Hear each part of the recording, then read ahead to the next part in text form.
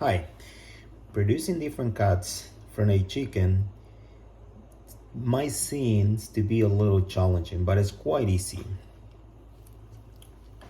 In cooking, we normally produce a lot of different cuts, different portions, and it is important to provide a good look and a clean cut when we do that. So for doing that, we're gonna need a boning knife. I have two, just in case one is sharper than the other one. So we're gonna start off by producing a leg, a drumstick with the thigh. It's gonna be all together. Sometimes it is required to have both attached. And then we're gonna split it and we're gonna produce a thigh. We're also gonna produce a leg or drumstick. So we're gonna start off by cutting the skin close to the cavity.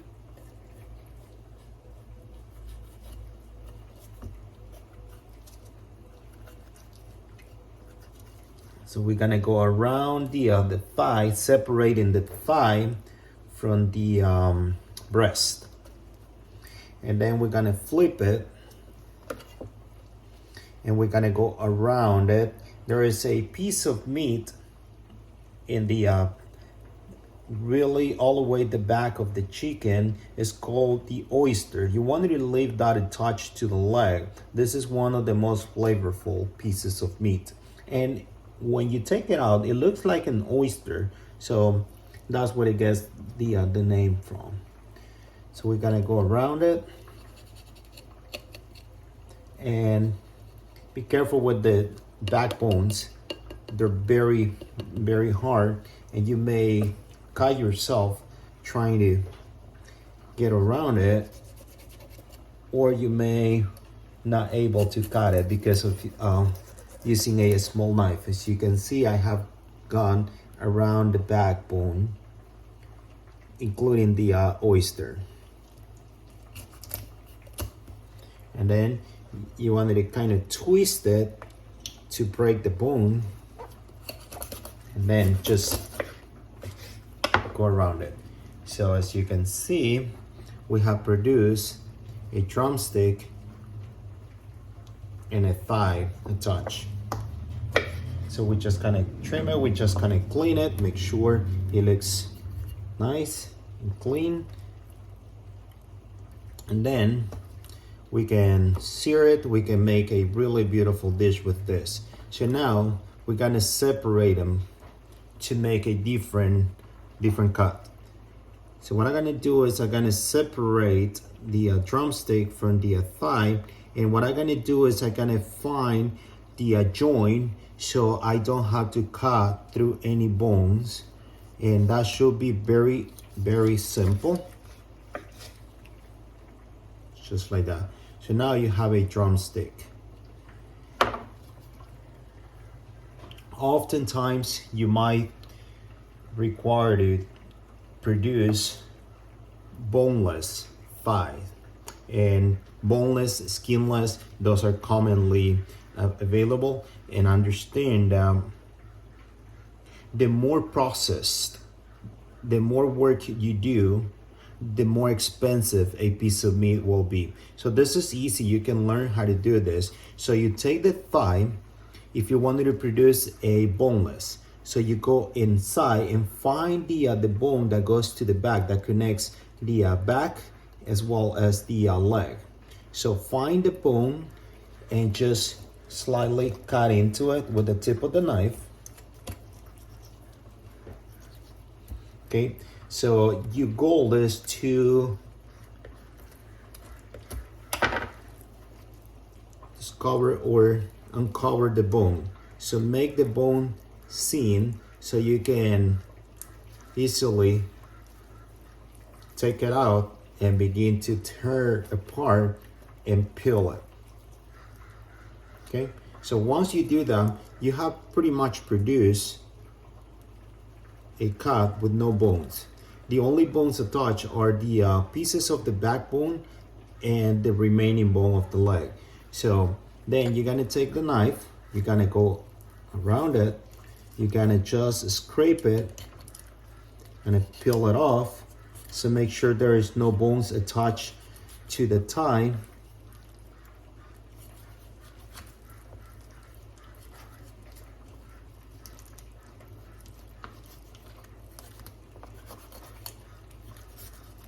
Continue scraping until you peel all of the bones. Cut the skin off, and then you have just bones. Don't throw these bones away. Save them because you're gonna need them for making a stock. So now you have a nice piece of meat, very clean, with the skin on and no bones. So this is a boneless thigh. Then we have the drumstick.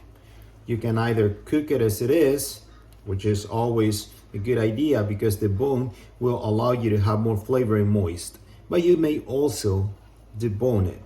So what you're gonna do is you just gonna go around the tip of the drumstick, cut it around it, and then you just kind of slice lengthwise along the bone. And once you do that, you uncover the bone. Once you can see it, then you just kind of go around with your fingers, and if you feel there is some pieces of tendon still attached, just cut them. And then just peel off the bone. So your goal is to leave the bone as clean as possible.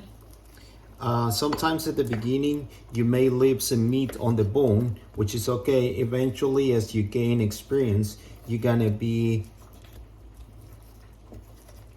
doing a much cleaner work. It takes a little practice, but it's not impossible. So once we have peeled the bone, notice there is no meat attached to the bone. Once again, save the bone for stock, and now you have a boneless drumstick. One of the reasons why you may want to do this is to be able to cook the drumstick thoroughly. One of the concerns are always to not cooking drumstick fully.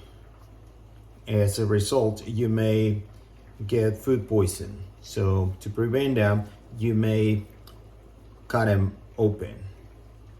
So we have produced a boneless drumstick, and we have produced a boneless thigh. Now we've done that, we're gonna produce another cut from the remaining piece of the chicken. So what we're gonna do is we're gonna choose the same size. So we leave the other side attached. So what we're gonna produce is wingtips or wings. Normally, when you order wings, you get two parts. You get the wing with the tip, or you get the part that is attached to the chest or the breast.